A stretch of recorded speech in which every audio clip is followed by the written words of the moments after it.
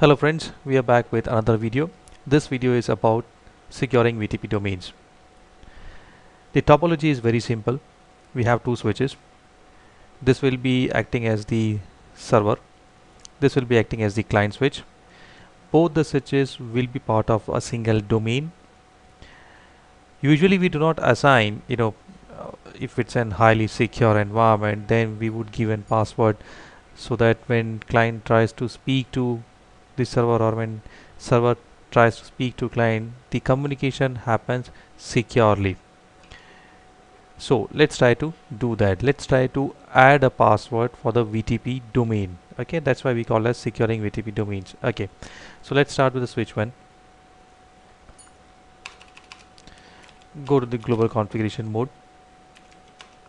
Okay, this switch 1, the default VTP mode is server, so we need not do anything. Okay, before that it's a good idea to connect the switches with a crossover cable. Okay, fast Ethernet 0 to fast Ethernet 01 to 01. Okay, and then go to the interface fast Ethernet 0/1 switchboard mode trunk. Okay, we will configure the VTP mode as server. It says device mode already VTP server. As I said, the default mode is server mode. Okay, VTP domain Cisco. Okay, and this is where we try to add the password. Okay, it should be a very simple command, VTP password. Let's give the same password for the purpose of understanding and learning. We are giving a very simple password. It is always advisable to give a complex one. Okay, so it is VTP password Cisco. That's it, we are done. Now if you go and check VTP status, you can see here the VTP operating mode is server, VTP domain name is Cisco, and we have just given an encrypted password. The encryption used is MD5.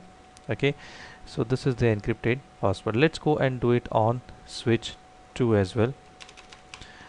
Okay, global configuration mode, interface fast Ethernet 0/1 and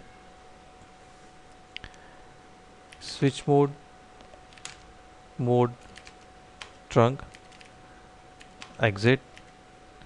We need to put this switch into the client mode. Okay, we need to add it into the domain as well. Okay, and we need to assign the password. So let's start with the client mode. Okay, VTP mode client. It says setting device to VTP client mode, VTP domain Cisco. Okay, domain name set to Cisco, and VTP password Cisco. Okay, let's go and check once on the